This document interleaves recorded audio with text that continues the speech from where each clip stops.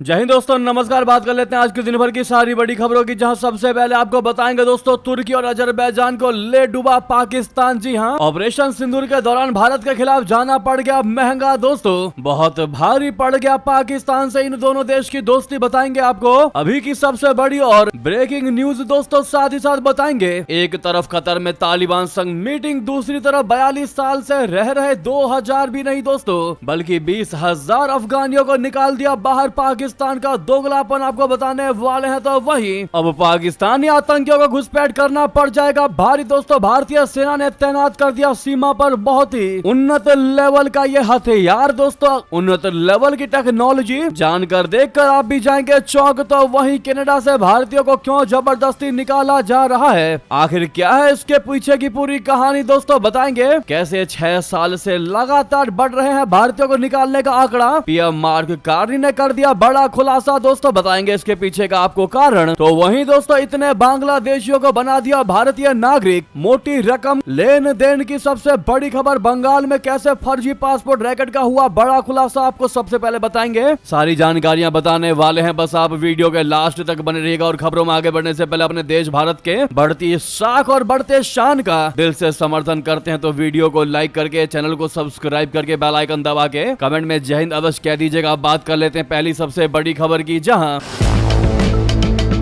भारत और पाकिस्तान के बीच हुए संघर्ष में तुर्की और अजरबैजान ने पाकिस्तान का साथ दिया था। हालांकि अब ये साथ उनको ही भारी पड़ रहा है। ऐसा इसलिए दोस्तों क्योंकि ऑपरेशन सिंदूर और पाकिस्तान के समर्थन के कारण भारतीय पर्यटकों ने तुर्की और अजरबैजान की यात्रा कम कर दी है। दोनों ही देश बीते कुछ सालों में भारतीय पर्यटकों के लिए पसंदीदा टूरिस्ट डेस्टिनेशन के रूप में उभर रहे थे। ताजा रिपोर्ट के मुताबिक मई अगस्त में अजरबैजान में भारतीय पर्यटकों की संख्या में 56% और तुर्की में 33.3% की गिरावट आई है। बुकिंग रद्द होने और नई जगहों की ओर रुख करने से इन देशों के पर्यटन उद्योग को बड़ा झटका लगा है, क्योंकि तुर्की और अजरबैजान भारतीय पर्यटकों के बीच काफी तेजी से लोकप्रिय हो रहे थे। भारत और तुर्की के बीच हाल के सालों में संबंध आगे बढ़े थे। यही वजह है कि दोनों देशों के बीच सीधी उड़ानों की संख्या बढ़ाई गई थी। भारतीय लोग भी बड़ी संख्या में तुर्की घूमने जाया करते थे। हालांकि तुर्की की हरकत के कारण लोगों का जाना काफी हद तक कम हुआ है। मई में हुए भारत पाकिस्तान संघर्ष के दौरान तुर्की और अजरबैजान ने पाकिस्तान के प्रति खुला समर्थन दिया था। यही वजह है कि लोगों में काफी नाराजगी है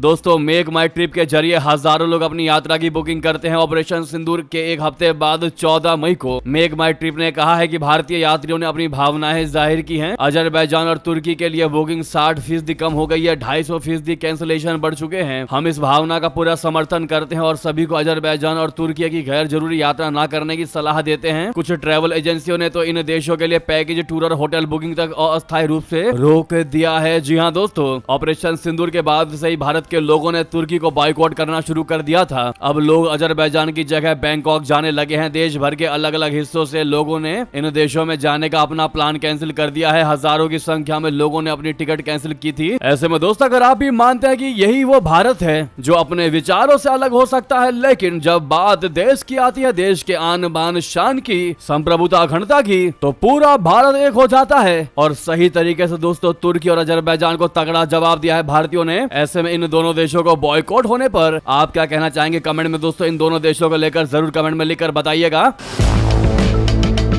दोस्तों अगली बड़ी खबर की बात कर लेते हैं, जहां पर एक तरफ कतर में तालिबान संग बड़ी मीटिंग तो वहीं दूसरी तरफ 42 साल से रह रहे 20,000 अफगानियों को निकाला बाहर। पाकिस्तान का दोगलापन आपको बता दें दोस्तों, पाकिस्तान और अफगानिस्तान के बीच बढ़ते सीमा तनाव के बीच पाकिस्तान के सिंध प्रांत में रविवार को बहुत बड़ा कदम उठाया गया। कराची के मलिर इलाके में 200 एकड़ जमीन पर बसी अफगान शरणार्थियों की बस्ती को पूरे तरीके से खाली करा दिया गया। फेडरल सरकार के आदेश पर सिंध पुलिस, राजस्व विभाग और मलिर डेवलपमेंट अथॉरिटी ने संयुक्त अभियान चलाकर लगभग 3000 झोपड़ियों और छोटे घरों को ढा दिया। और अफगान बस्ती 1983 से अस्तित्व में थी और यहाँ करीब 18,000 से 20,000 अफगान नागरिक रह रहे थे। 42 साल से इन जगहों पर रहने वाले अफगानियों को अब बाहर किया गया है। स्थानीय अधिकारियों ने CNN न्यूज 18 को बताया कि सिंध सरकार अब पूरे प्रांत में ऐसी और कार्रवाइयां करेगी। कराची समेत कई जिलों में छापेमारी और पहचान अभियान जारी है ताकि अवैध रूप से रह रहे अफगान शरणार्थियों की पहचान की जा सके। ये ऑपरेशन ऑपरेशन उस समय हुआ जब पाकिस्तान अफगान सीमा डूरंड लाइन पर तनाव चरम पर है।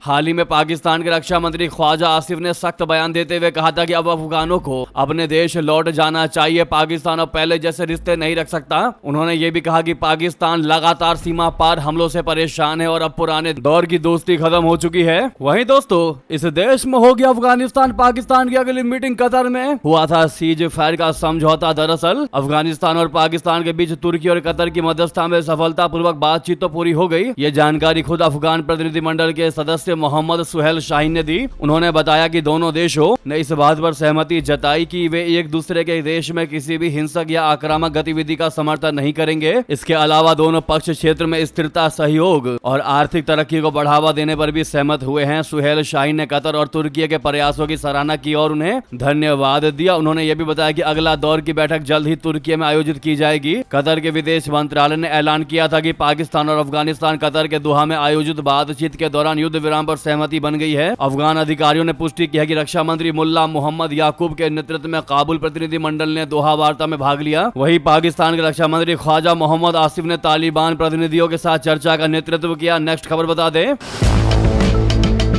इधर युद्ध विराम के बीच अफगान के मंत्री ने आसिफ मुनीर को 2-2 कहते हुए तगड़ा जवाब दिया। कहा, खुदा की कसम इंडिया के बॉर्डर तक दौड़ा दौड़ा कर मारेंगे। जी हां दोस्तों, अफगानिस्तान की सत्ता पर काबिज तालिबान ने पाकिस्तान को बेहद कड़े शब्दों में चेता दिया। तालिबान ने खास तौर से पाकिस्तानी सेना को अफगानिस्तान की धरती में किसी तरह के हमले के खतरनाक अंजाम होने तक की बात कह दी। अफगानिस्तान की तालिबान सरकार में मंत्री मौलवी मोहम्मद नबी ओमारी ने कहा कि अगर अफगान सेना और कबीलों ने पाकिस्तानी सैनिकों को आक्रमणकारी मान लिया तो फिर चीजें पाकिस्तान बॉर्डर तक नहीं रुकेंगी। ओमारी ने कहा कि अफगानियों ने अगर पीछा किया तो फिर वे पाकिस्तानी सेना को भारतीय सीमा तक दौड़ाएंगे। उसने कहा कि अगर अफगान कबीले और राष्ट्र ने एक बार आपको धार्मिक आदेश यानी फतवा के तहत आक्रमणकारी घोषित कर दिया तो खुदा की कसम आपको भारतीय सीमा तक कहीं कोई सुरक्षित जगह नहीं मिल सकेगी। वाकई में दोस्तों बहुत बड़ी और बहुत ही यूनिक धमकी दी है अफगानिस्तान ने जनरल मुनीर और मुनीर की सेना को। आपकी क्या है इस पर राय दोस्त? अगर आप भी मानते हैं कि धमकी बड़ा जबरदस्त दिया गया है तो वीडियो को लाइक जरूर करिएगा। अभी तक लाइक नहीं किया है तो साथ ही साथ दोस्तों